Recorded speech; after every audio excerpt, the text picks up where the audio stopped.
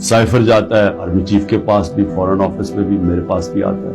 मैं जब वो देखता हूँ मैं हैरान हूँ कि इसकी जुर्रत कैसे पड़ी है, कैसे कह सकता है। और फिर जब मैं ये देखता हूँ कि ये कह रहा है एक एम्बेसडर को, अपने प्राइम मिनिस्टर को आपने हटाना है, फिर मैं देखता हूँ कि ये मेरे लिए तो नहीं है, एम्बेसडर तो मुझे जवाब दे, तो मुझे कौन हटा सकता है?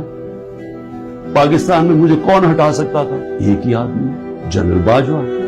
साइफर तो जनरल बाजवा के लिए है, उसे भेजा है। मुझे वहां से पहले से होता है कि अब तक हमें लोग कह रहे हैं, मुझे खबरें आती रहती थी कि जनाब फैसला हो गया आपकी गवर्नमेंट हटाने को। मुझे रिपोर्ट आ रही रहती, आईबी वाले मुझे आके बताते थे कि जी देखिए शहबाज शरीफ की खुफिया मीटिंग हो रही है, बीच में इनके लोग पड़े हुए हैं, जनरल बाजवा की कोई फादर इन लॉ उनके घर मीटिंग हो रही है, ये सारी मुझे खबरें आ रही थी।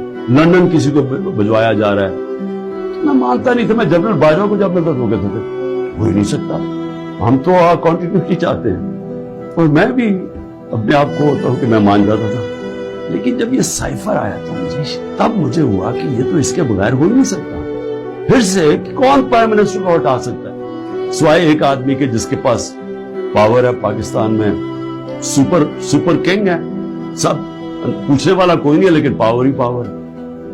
उसके बाद अगले दिन अदम एतमाद असेंबली में टेबल हो जाती है और एकदम हमारे लोग हिलना शुरू हो जाते हैं, और फिर हमारे इत्तेहादी वो भी एकदम हमारे से खुश नहीं होते। इकोनॉमी ग्रो कर रही है, इंडस्ट्री ग्रो कर रही है, तो एकदम ही अदम एतमाद किधर से आ गई। जिसको मैसेज दी थी उसने अपना काम शुरू कर दिया, एजेंसीज ने काम शुरू कर दिया, हमारे लोगों को मैसेजेस आनी शुरू हो गई कि जनाब ISI के लोग एक्टिव हो गए।